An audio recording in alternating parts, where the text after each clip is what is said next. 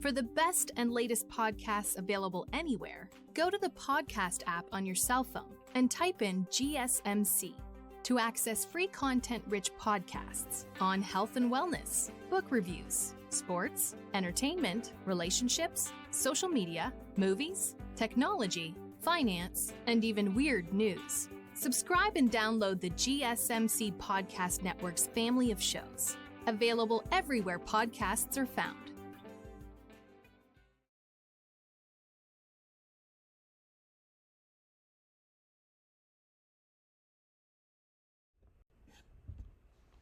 Welcome back to the GSMC Dead Ball Sports Podcast, hosted by GSMC Sports Network. I'm your host, Nolan Jammer. First three segments, we talked about the NBA. We had the playoffs, talked about the games from last night, previewed the games for tonight. Last segment, we started with talking about the NFL.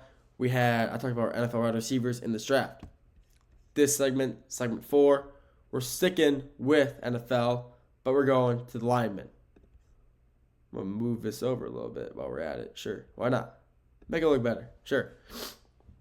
But the NFL defensive linemen, D-ends, interior, we're going to mix it together, talk about both of them. So we'll start with just tackles. We'll start with some defensive tackles. So like I said earlier, if you're just tuning in, I'm a little sick, so sorry about that. Sorry if I sneeze or whatever. First guy on the defensive tackle side I want to talk about, the kid out of Michigan, Maason Graham. Maason Graham is probably, actually I would say definitely the best defensive tackle in this year's draft. 6'4", 296, basically 300 pounds at 6'4". I mean, he's a beast. He had, in 2024, he had 45 tackles, a lot of solo tackles, sorry. But, I mean, he's just a beast. He's fast.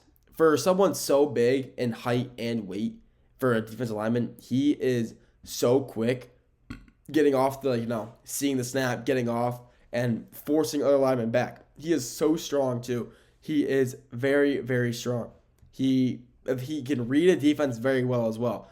One thing about him, a lot of the times during for Michigan, he would be the one, how linebackers kind of, call out a new defensive scheme. Let's say they see a running back switching in the backfield. They see him going from left to right. They'll switch locations. They'll change the play they're running, the defensive scheme they're running.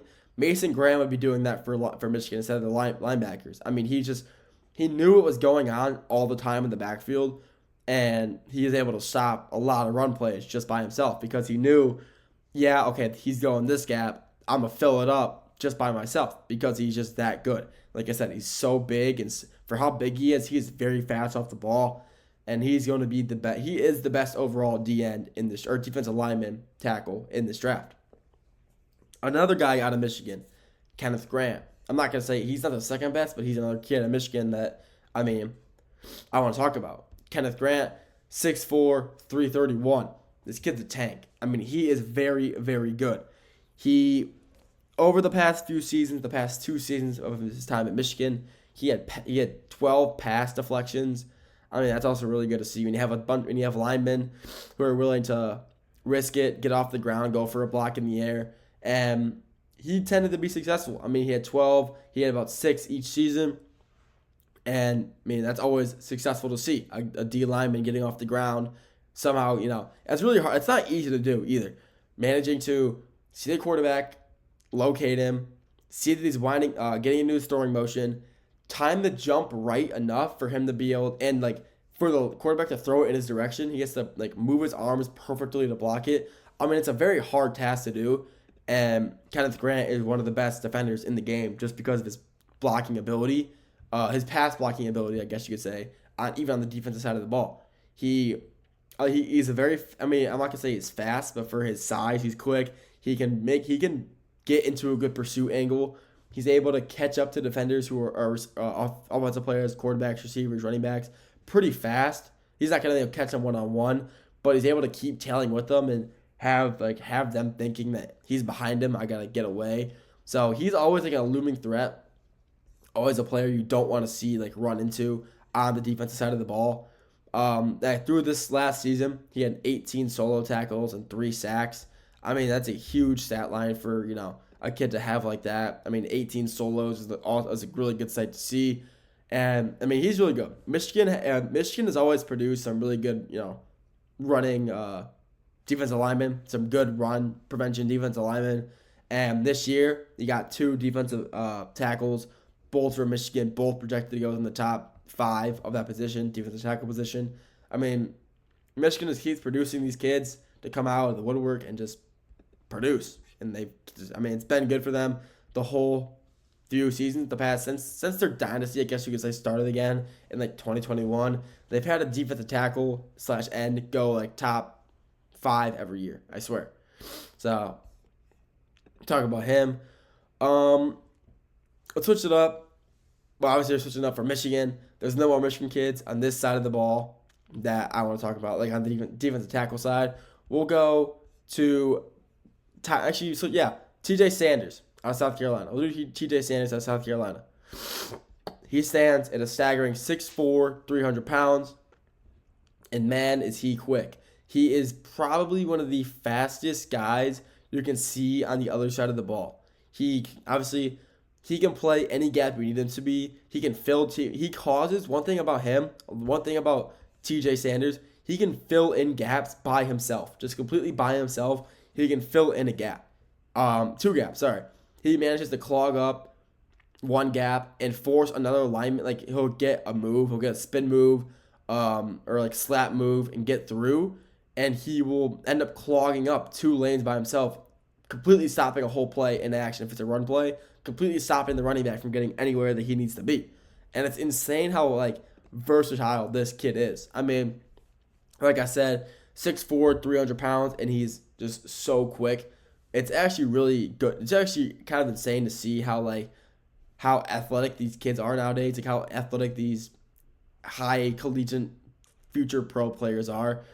I mean, he's a top 10 defensive tackle in the draft, but I think he can go higher than most in his class for his position. I think he's a really good player, especially out of South Carolina, who is honestly snubbed of a college football playoff spot, the 12-team playoffs. I think he never snubbed, and he was their best defensive player on that side of the ball. I mean, he's a phenomenal, probably the best player on their team, honestly.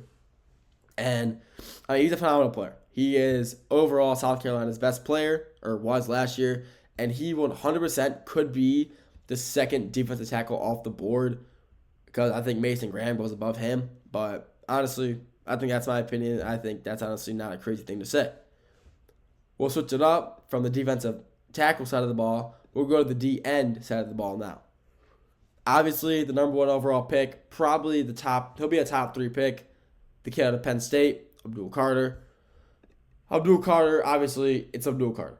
6'3", 250 pounds, and the cornerstone, the heart and soul of Penn State's defense. Penn State is known to be a defensive team, and Abdul Carter was their defensive anchor. Phenomenal player for the Nittany Lions. I mean, through his season at Penn State, his 2024 season, I mean, his stats were just insane. He had 43 solo tackles, 68 total, 12 sacks. I mean, 12 sacks at the D end in a single season when you're playing 12 games. I mean, he's averaging a sack a game. I mean, that's insane. I mean, he's just a nutcase. I mean, he's just so athletic. He is just the perfect player for the Giants or the Browns, whoever pick him up. But he is the consensus number 1 DN in the draft. You got guys like Mike Green out of Marshall, one of the most underrated DNs in the draft by far. Maybe overall just defensive players in the draft. He's 6'3", 250. He played, some weaker competition, but it doesn't matter. He led the FBS in sacks at 17 through the 2024 season. He's very fast off the ball. He is someone that he's just so quick. He's he gets compared to Aiden Hutchinson a lot, based off their same play style. Fast off the ball, love to go for a spin move. I mean, excuse me, I just burped. But I mean, he's just a really good player, and he's really strong. Catch him, one-on-one outside with the tackle, or catch him outside with the tackle, and he's winning that 1v1. Or a pulling guard. He's winning that one-on-one, and he will cause disruption in the backfield, disrupting a play. He's just really strong and someone that you really don't want to run into one-on-one because he will flatten you in any situation. And he's just a great overall D end for Marshall. And he's going to be, I say on the defensive side of the ball, he could probably be a top 10. Yeah, like top 10 pick. So I don't know. I think my screen just froze for a second there. But like a top 10 defensive player in the draft. So will he be? I kind of hope he was. I think when you lead the FBS in sacks, that's always a good sign. It doesn't matter about your competition. He's a great overall player. And I think he could be, a top 10 pick. Or top 10 defensive pick, sorry. That's all we got for this segment. The next segment and the final one, we're talking NFL mock draft, talk about some players, where I think they'll go. We'll get to that after the break.